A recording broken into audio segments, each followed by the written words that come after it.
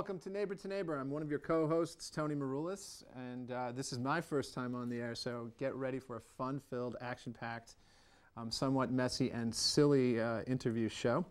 Neighbor comes at you every Thursday night at 8 o'clock with a new and original interview with folks who live and work here in Amherst. You can also catch Neighbor episodes online at actvamherst.com. Also every Monday at 11 o'clock and Saturday at 1 p.m., which may or may not be the case because there's a couple of other episodes thrown in. So check out the site at actvamherst.com. There's some really exciting things going on here at the ACTV studios and Amherst Media. Today, I'm really proud to have as my first guest on this show, and kind of, we've been negotiating this for about a week now. Cinda Jones, president of W.D. Cole's company here in Amherst, a 9th generation company and family here in town. It's super exciting to have you here. You're someone who I've, over time, come to love and admire, and of course I need to say that because you hired me in my current job. So if I'm not nice to you, there's still a chance I can get the boot. Isn't that right? No, I'm not in charge anymore. You can do anything. But say anything. This will be a fun interview. Well, it's crazy. You're completely in charge. I mean, you've turned this whole set completely around. Usually the host sits on that side. I mean, Charlie Rose would not be sitting on the right side, I will say. You got the bitch seat. I did. I mean, you moved everything around, new chairs and the whole thing. But we've promised here that we would change the set around quite a bit when I was on, and you made it happen right away. But I got to tell some stories first. Okay. So the first time I met you was at Chamber of Commerce breakfast, and you know these things. I know these things can be boring, right? I mean, I have struggled, and you always let me know about it. That we can't get more than 40 people to get there. Was it the Chancellor one? No. The first one that I ever went to, we won't talk about it because it was a typical kind of somewhat interesting, whatever kind of breakfast. But there were like 95 people there, cool. And part of it had so much to do with the excitement and energy that you brought to the chamber at that time. And I remember, I come in, you'd never seen me before, you bring me over. I was just some little dude that worked at the Emily Dickinson Museum at the time.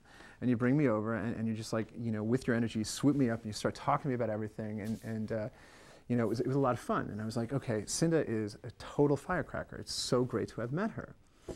So then I don't see you for a while, although I did get a phone call about some art-related thing at some point where you were telling me about an artist that was in town that I should know of, which was awesome because you're always on the lookout. North Amherst artist. That's right, Nick Hondrigen. And then the second time I met you was at a party.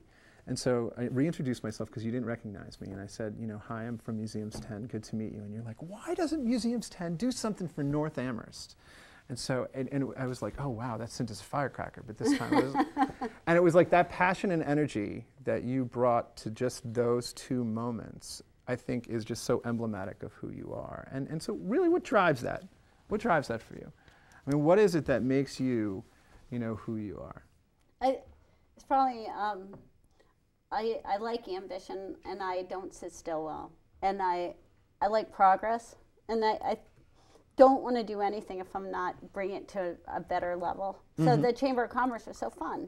To have been president for 2 years of the board, it was so great. I felt like we set 3 or 4 goals, we achieved them all, and this place is different. I mean, Larry Schaefer was critical at the time, having come in and had goals like we did, and in that time we made some big changes that now set the world up for Museanti, who can do even more than we ever dreamed of before. Right. So I'm excited. Well, your passion, I think, for all of that certainly comes from the fact that you were born here and you were raised here, and this was a town that you love. Now, you don't currently live here. You have a house in Gill, and so that's where you spend your days on the river, riding on a jet ski that you try to knock certain people off of. You held on. I did hold on, which was a lot of fun. But so your passion is all based on the fact that you've been here for, and your family's been here for as long as you have. Tell us about some of the changes that you've seen since you were a kid, and you lived on Lincoln Avenue, right? And so right outside of downtown. What are the changes that you've seen from then until now? I lived on Amity at the corner of Lincoln, and I used to walk uptown to the Jones Library but with my mother, because it was dangerous to go past the Drake, which is now a beautiful apartment building, the Perry, and the American Legion used to be kind of rough around the outside edges. It's changed so much, and the cinema had all graffiti on it at one point, and it was kind of dilapidated. Uptown's changed a lot, and it's a beautiful place to be now. But it used to have more retail. I miss that. I'd like to see more retail mix. So what was it? Was it at that time? Do you get the sense that there was, what was it, a smaller town feel than it is right now, or as a kid it felt big. It felt way big. Yeah. See, I went away for to college, and then I went to DC for 10 years, and I came back to the small town where I grew up, and it felt so huge when I was a little kid, and now it just feels like it has so much potential, and I can't wait to help reach it, because I think. Well, Amherst is where I lived and where the bus came until Proposition 2.5 took it away. That's where the house was, but I kind of grew up in Shutesbury on Lake Wyola, where we had this camp on cinder blocks that we spent weekends at in the summer. And North Amherst is where my grandmother lived and where my dad worked. And part of the work ethic I have is because he'd take us to work on Saturdays often. And I spent a lot of time visiting my grandmother there after school and go up in the attic. And I wore her prom dresses to my high school and college proms, and her Mount Holyoke dresses. I mean, it was really cool. And stories from there, I learned how to drive out in the log piles, and hopefully not hitting the logs though at that time. No, God, it was one day. Evan and I were both at work with Dad, and Dad had a meeting. He was like, "You kids, get out of here!" He threw the car keys at Evan. He said, "Teach yourself how to drive, and then teach your sister." He's 2 years younger than me. Got in the car. He taught himself how to drive. Came back, taught me how to drive, and we miss the logs. And it's just every wonderful lesson of my childhood was on that. We call it the home farm. It's not a farm anymore. It's the auction barn to the building supply store to the office where I work, which is my grandparents' house last, but I'm the 9th generation to have lived in that house. And that it's everything. And that home farm is where the sawmill was. And now there's like 20 acres of hard-packed impervious gravel that we're going to turn into green spaces with a village center and bike trails connecting the Mill River Recreation Area to Cherry Hill and to Watrova's and to the Harp and all these wonderful community assets. And it's just so ready for better. Like Uptown achieved that in my lifetime, and North Amherst is still what Mr. Puffer calls the Dirty Hands District. Pat Holland in North Amherst re-established the North Amherst Village Improvement Society, and it's an 18th century group of concerned neighbors who wanted to beautify and improve the neighborhood. And I joined that group, and I share the goal of how can we take down the rusty old lights that don't work anymore, and how can we make this the streetscape more beautiful and make it a place where people can live, work, and play. Right. Well, you know, I think that hits on, you know, a question I wanted to ask. I mean, you know, for 9 generations, the Coles and the Jones families have been doing a lot of, you know, have been a mainstay here. I mean, I think that probably in terms of Amherst's history, that there's probably as much history with your family as the Dickinson family, which kind of has petered out, I believe, right? So I mean, but you guys are still enduring. You're still here, and throughout that entire time, there's been innovation. There's been, you know, constantly being a part of the business community. But there's also been a sense, and I think that this is something that is reflected in what you're talking about right now, that you're trying to make something better than what currently is. Things are good, but you want to improve them. That's the end goal, and that's something that certainly. When I was being interviewed for the Chamber of Commerce job, I have a little personal thing that I'm bringing in here, but when I was being interviewed for that, one of the reasons why it was so appealing was the vision that you were trying to create with trying to make things better. How does that burden of nine generations kind of fall on you then? I mean, how do you and your brother, you only have one brother, but you have other family members with other branches of their own businesses around town. I mean, how does that burden feel sometimes? Oh, it's such an honor. It's such an opportunity. I can't imagine doing anything without an end goal and a way to improve the status quo. But North Amherst is the best example. But the whole family business, and I think my family would share this view, but it's like our traditional business, and a lot of what we do today is forestry. And like a forester who manages the woods for a 40-year cycle and looks at generations of trees, and the forester is just the manager of that resource for a certain time period. And for me, I'm managing this business sustainably for this generation and trying to cultivate new trees and new opportunities so that when I don't have kids, so when Evan's kids are running this family business, there'll be more opportunity than when I got here. And I will pass down a home farm that is more dynamic and something better than the hard packed gravel I got when I came here. It's just, I'm the luckiest girl in the world. And my dad says the harder you work, the luckier you get. And I believe that. And so I am the luckiest girl in the world. And I value that I got there because I work hard too. That's great. Let's switch gears just a little bit. Anyone that knows you, I think, knows that you have a really big personality. As I said firecracker before. Those are dangerous. Firecrackers? Yeah. Yeah, and so are you. I think that there's no secret. How am I doing but this? that's in a good way. In a that's fun in a good, way. In a fun way. Not like, no. be careful. No, like beware. throwing somebody off of a jet ski way. But so Could tell kill me. you, but you get smarter. Or you just have fun and you know, maybe have the you know, potential of drowning, but not really. That's just kind of a joke. So the question I have is, you know, so tell us what you were like when you were a kid, when you were in high school. Were you that same kind of firecracker, or is this something that developed over time? I mean, I will use a little bit of a contrast. Your mom, who I met when I was at the Emily Dickinson Museum, and your mom's kind of proper, who just wrote book.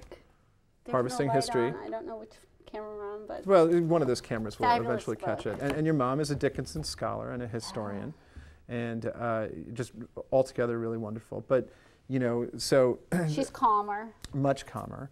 And so were you like my that? Dad. I watched my dad at town meeting. He'd go in town meeting and scream. I kind of grew up watching that on ACTV or whatever it was in the 70s. Right. But my mom has achieved more than anybody I know. She's a private pilot. She got that after Evan and I went to college. Yeah, she was like 50 when she got her private pilot's license. And she's written and contributed to a dozen or more books. And she's so smart. She discovered who Emily Dickinson's master figure was, which is an amazing intellectual achievement. Now, can you reveal that right now? Because you know there's always the whole master. Smith Clark, and she found all this evidentiary writing, and there's the papers at the Dickinson House for sale, and at Jeffrey Amherst Bookshop is not anymore. So I assume Amherst Books has it. We should check with Nat on that. Great place, of course. And so here's a question that I have, though. With that, have people, you know, how have scholars reacted to your mom's finding of Clark, you know, as the master? I don't know. It's kind of because you know that is such. It's so scandalous. And your mom wading into that, I think, is pretty cool. I know. Yeah. It was kind of scandalous. I haven't heard people whispering about her or anything. But an interesting thing that she kind of lives like. The whole bringing it around like family business is forestry and history is so important to us and how mom is such a scholar with that. Her hobby is going around Amherst and collecting the seeds from the trees William Smith Clark brought from Japan and planting them and grafting them and growing new generations of these historic trees. And she helped write the Trees of Amherst book. And so I'm very proud of my mom, and she absolutely brought me up, to get back to your question, she brought me up to believe that I could be anything I wanted to be and do anything I wanted to do, and didn't matter if you were a boy or a girl, and you can run a lumber company or you can be president of the United States. Sky's the limit. Yeah, and that might be something. And she set the example. That might be something that you do, you know, there is the rumble of the ambitions that every now and then come up. I'm not allowed. This is the last job. Yeah. I mean, this is like, when I came home to the family business, it was not a stepping stone. This is it. And it is not, I mean, this is a major, I couldn't do this job in my whole lifetime. Hannah, Rachel, and Sammy are going to have to continue what I start. It's big thing. And mention who they are? Those are Evan's kids. Yeah. So, let's do this just briefly and talk about your time away from Amherst, your time at school. And you went to where to college?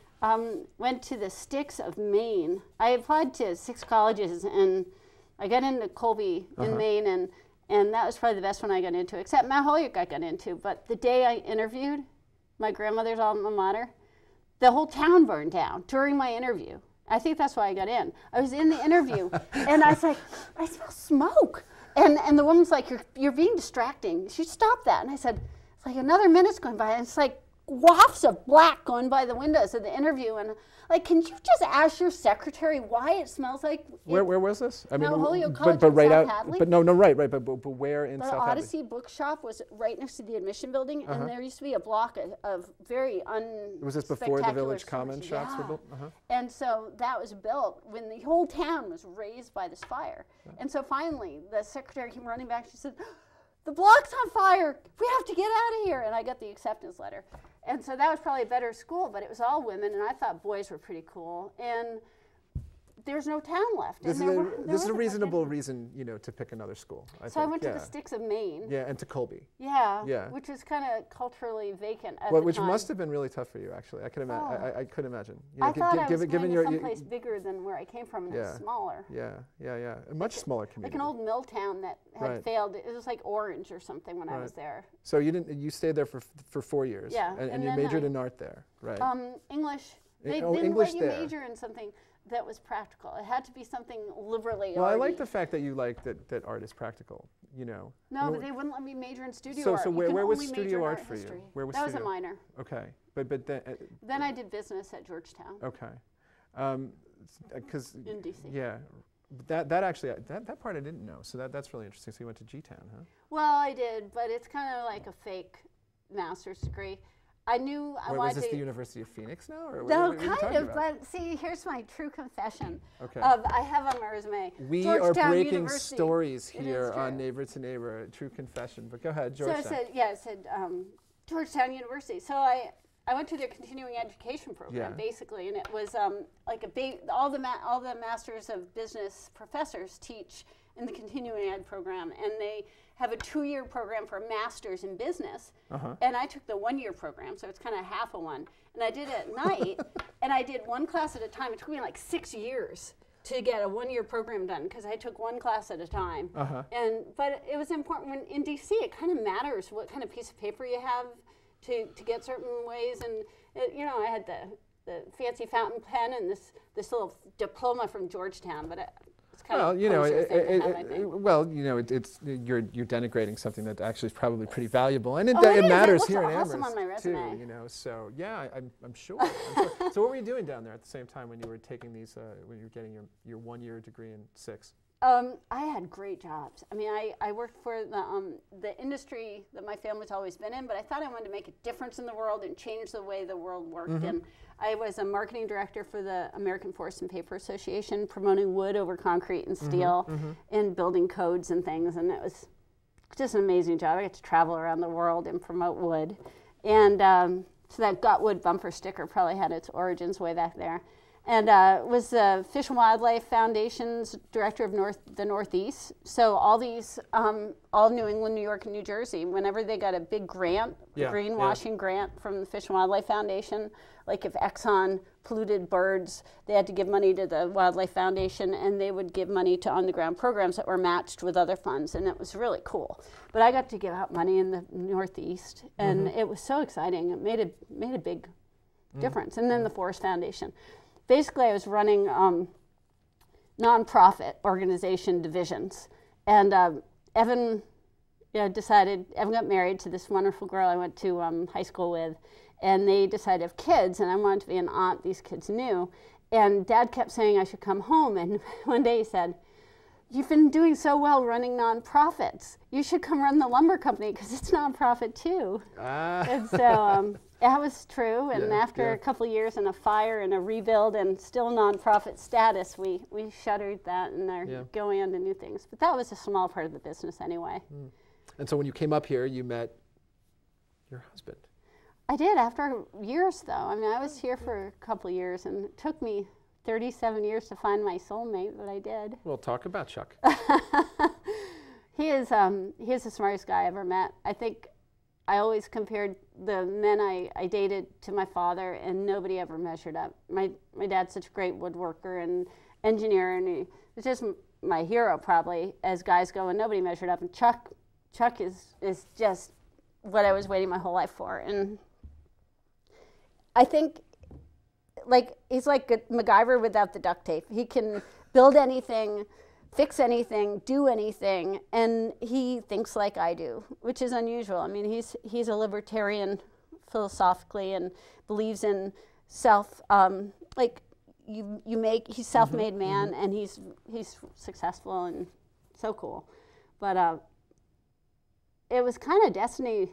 When we got married, my cousin Deborah read a statement of why we were getting married and why we were meant to be. And we thought about all the different levels, and for generations our family has been in the same business and worked together, and we just never really knew each other until I was 37. But boy, his grandfather and my grandfather were in charge of valuing houses in Greenwich and towns under the Quabbin. Right. And Chuck's family had a sawmill and a gristmill and 2,000 acres of timberland in the 30s. And the town was told that Boston needed water, and they were done. And so they had to, at Depression-era prices, sell their mills and their timberland. And if not, the next valley over, Chuck would be running the same business I'm running in Amherst today. And he majored in forestry at UMass. And he was working for a lumber company. When I was cutting out little triangles in my dad's lumber yard as a little kid, he was working in the next valley over doing more important work than that, but the same industry. So that's amazing. Yeah, soulmates. no, it's so cool. Soulmates. He is one of the more fun people that I've ever met up here. Yeah. We've danced together. I've actually allowed him to dance with somebody else, which he did as a good sport, and then wanted to kill me about it. But yeah, Chuck is great. Chuck is great. So, here's a couple things. I know we have probably 7 minutes left here. So I want to ask you some important questions, right? All right. So I have some. Some important questions. I don't have an opinion about Tim McGraw. All right. So you've seen that one already. But tell me, when you think of some of the favorite things that you like to do around here, around Amherst and the surrounding areas. You know what? I love to go dancing, and I enjoy, and nothing really starts early enough. I mean, maybe it's an age or my job. It starts so early, but I want a place that will have live music, like a good rock and country rock band that starts at 8 or 9 instead of 2 a.m.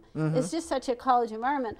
And there are some places that do that. Snowsies lately, the new 7-O's, they have a you band could just that go over starts there at 5:30 till 8 yeah, or and you could just go up there and later. play at all times, right? Isn't that just a total jam thing? I haven't been there much. They're my Facebook friends, and I keep saying I want to go there, but I never get there. And the Shutesbury Athletic Club has bands, and they're really exciting and rocking. Now, didn't your family have something to do with the Rotary was up there, though, right? Oh, the Shutesbury Rotary was up there, right? Yeah, that was not affiliated with Rotary International. I've seen those pictures. Yeah, no. yeah. Yeah, that was different. So, yeah, I like the Route 63 Roadhouse, but these aren't Amherst businesses. They are area businesses, though. Yeah, in Amherst that we could just have fun like that. That wasn't past my bedtime.